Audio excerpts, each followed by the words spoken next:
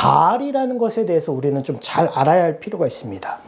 왜냐하면 이스라엘은 이 광야, 아까 말씀드린 이 아무것도 없는 광야에서 약속의 땅 가나안 땅에 정착하자마자 가나안 땅에 원래 이제 예전부터 있었던 이 바알이라는 우상이 심취해 버렸어요. 하나님을 과감히 버리기 시작합니다. 바알을 열심히 섬겼습니다. 바알은 성경에서 가장 격렬하게 하나님과 싸운 우상이기 때문에 성도님들이 이제 성경을 좀 더 잘 이해하시고 보시기 위해서 바알에 대해서는 기본적으로 꼭 아실 필요가 있습니다. 그래서 제가 잠시 설명해 드리도록 하겠습니다. 이 우상 바알은 이 가나안 지역, 특별히 우가릿이라고 하는데요. 우가릿. 특별히 아까 이제 기띔 섬이 어디 있다 그랬죠? 지중해에 이 키프로스 섬 있다 그랬잖아요. 이 키프로스 섬이 있는데 이 키프로스 섬 앞에 지역을 우가릿이라고 해요. 우가릿. 좀 이 북쪽 지역에 있어요. 이 바알은 이 지역이 이제 고향이에요. 우가릿이. 이 바알의 머리는요, 이 다산과 정력의 상징인 황소를 의미하는 양쪽에 뿔이 달린 이 원추형 모양. 아주 별로 끔찍해요. 남자의 성기를 상징해요. 그리고 오른손에는 천둥과 무용을 표시하는 무기를, 왼손은 이 폭풍에 이따가 설명드릴 건데 폭풍을 상징하는 이 번개 모양의 물체를 들고 있습니다. 이 좀 섬뜩한 것이 이 바알이라는 이름 뜻을 살펴보면 그 이름 뜻이 남편, 주인, 주라는 뜻이 있어요. 다시요. 바알의 이름 뜻은 남편, 주인, 주라는 뜻이 있어요. 아까 하나님께서 처음에 이스라엘의 과거에 뭐가 되신다고 그랬죠, 여러분? 남편과 땅의 주인이 되신다고 했잖아요. 그런데 이스라엘이 가나안 땅에 정착하자마자, 광야에서 가나안 땅에 정착하자마자 바알이 이스라엘의 남편과 땅의 주인이 된 거예요. 무서운 거예요, 이거는. 이 이름 뜻부터가 아주 되게 기분 나쁘고 더럽고 하찮은 우상입니다, 바알이. 아무튼 바알의 이름 뜻은 또 한 가지가 있어요. 남편, 땅, 주인, 주 말고도 하다드라고 하는데 구름을 타고 하늘에서 음성을 발하는 이 폭풍, 천둥, 번개의 신. 예, 폭풍 치고 천둥 치니까 뭐가 와요? 비를 불러오는 신이에요. 비를 불러오는 신, 바알이. 바알이 폭풍, 천둥, 번개, 즉 비를 불러오게 오는 자가 된 이유를 이 바알 신화, 아까 이 우가릿 지역이라 그랬어요. 우가릿 지역에서 발견된 이 우가릿 문서에서 찾아보면 이 바알이 굉장히 폭력적이고 무자비한 성격입니다. 그런데 이제 그의 누이면서 이제 나중에는 아내가 된 아낫이라는 여신이 있어요. 아나트라고도 하는데 아무튼 이 바알이나 이 아낫이라는 여신은 원래 이 신들의 위치에서 메이저, 중요한 높은 위치가 아니었어요, 여러분. 예, 마이너, 웨인, 변두리, 하찮은 가장 자리에 있던 신들의 위치에 있었습니다.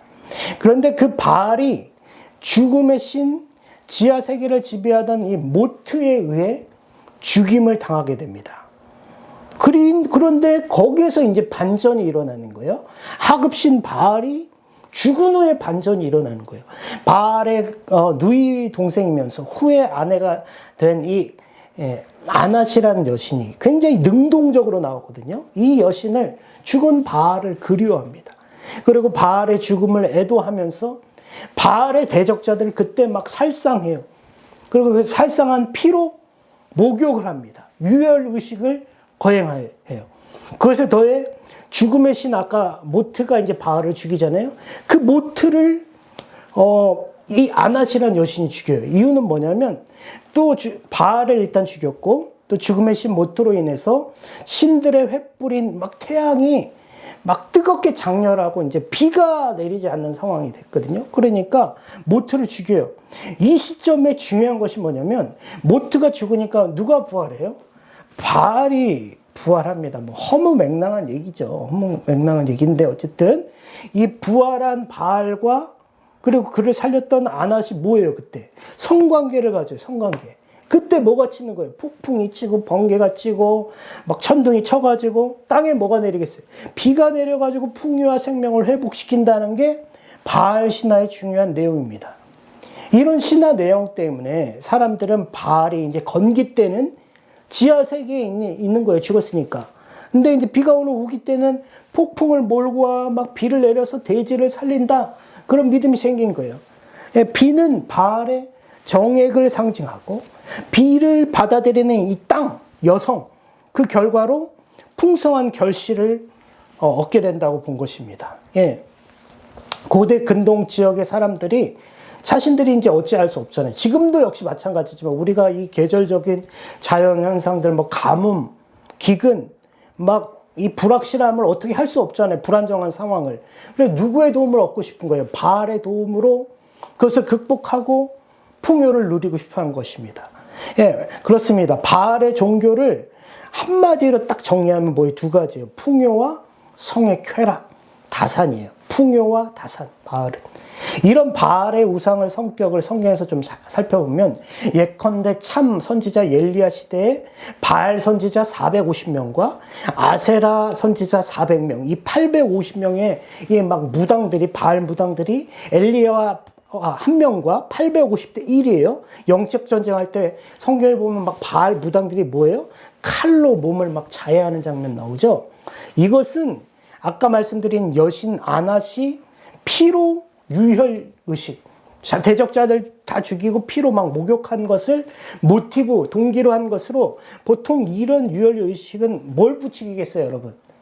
인간의 잔인성을 부추기는 거예요, 막. 예? 매우 극단적인 카타르시스, 막 완전히 막 나가는 거예요, 막 혼이. 또한 바알 숭배에 특이한 것이 또 한 가지 있습니다. 산 꼭대기에서 가고 높은 언덕, 참나무와 버드나무, 상수리나무, 그늘진 아래 막 숲이 우거진 거기에서 뭐 하냐면, 예, 바알에는 이 남창을 미동이라고 하고 종교 여사제, 신전 매춘이 있어요. 근데 매춘도 있고 또 뭐가 있냐면 또 바알제에서 상대방이 누구든 가릴 것 없이 난잡한 집단 성가계를 합니다. 그러니까 뭐가 있냐면 오늘날로 보면 가면무도예요. 가면무도인데 뭐예요? 죄책감이 하나도 없는 거예요. 응? 합법적으로 할 수 있는 거, 합법적으로. 바알의 제사는 이처럼 역겨운 난교 파티라고 보시면 됩니다. 피를 흘리고 그 피가 막 떨어지고 낭자되는 것을 보면서 느끼는 최상의 카타르시스.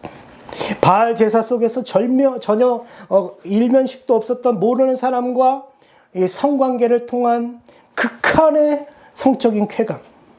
거기에 비의 신 천둥과 번개의 바알 때문에 농경 문화에서 비가 잘 안 와서 농사가 이제 비가 이제 잘 오게 돼서 농사가 잘 되어 풍요로움을 누리고 심지어 아이를 쑥쑥 잘 낳는 이 다산의 복까지. 얼마나 여러분 바알이 환상적이지 않습니까? 하나님은 너희가 일부일처제 거룩하게 율법대로 십계명대로 온 나라가 제사장 국가가 되어야 한다는 이 거룩한 부담감만 주는데 늘 눈에 보이지도 않는 불확실함 속에서 죽도록 너희가 거룩하라고 절제하라고 강요만 하시는데 그에 반대하여 바알은 떡하니 눈에 보이는 거예요. 우상도 보이고 막 보이는 거예요. 성공과 번영과 죄의 짜릿함까지 주는 겁니다. 하나님을 믿는 것은 재미 하나도 없는데 바알은 되게 재미있고 신나는 것입니다. 이러니 신부된 이스라엘이 가나안 땅에 정착하자마자 눈이 휙 돌아가 버리는 거예요. 가만두면 죄된 인간의 본성이라는 것이 터지기 마련인데 아주 제대로 터져버린 겁니다. 사랑하는 성도 여러분, 오늘 여러분의 주인은 여러분 남편, 영적 남편은 누구입니까? 지금 여러분을 풍요롭게 하며 즐거움을 주고 안정감을 주는 것이 여러분 우리 창조주 하나님이세요? 아니면 돈입니까? 현대판 바알입니까? 오직 나의 욕망에 따라 성적 쾌락을 따라 눈 한 번 딱 감고 했던 옳지 못한 관계를 맺는 일이 여러분의 바알입니까? 아니면 또 다른 권력과 명예입니까? 현대시대 바알은 옛날보다 더 많아졌어요, 여러분. 더 다양한 모양입니다. 더 집요하게 우리를 현혹합니다. 돈을 벌려고 해서 바빠서 주일 예배 안 갔는데 영적으로는 계속 떨어지는 거예요. 또 자신의 성적 쾌락을 쫓아 맺지 말아야 하는 사람과 관계를 맺었어요. 근데 쾌락은 잠시뿐입니다. 그 죄의 책임은 더 오랜 시간 져야 하는 상황이 되는 거예요.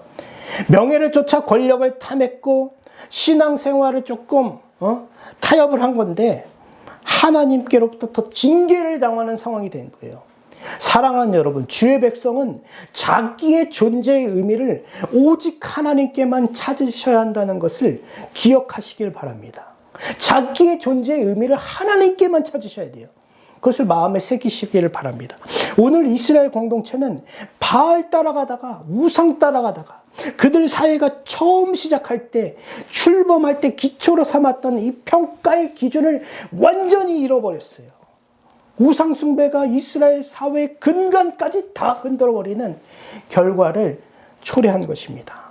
다시금 말씀 앞에서 기도 앞에서 우리가 예배 앞에서 현재 나를 이끌어가는 나의 삶을 이끌어가는 지탱해주는 주인이 누구신지 영적 남편은 누구인지 생각해보고 하나님이 아니고 그 자리에 바알이 있다면 우상이 있다면 철저하게 회개하고 하나님께로 돌아가야 삽니다.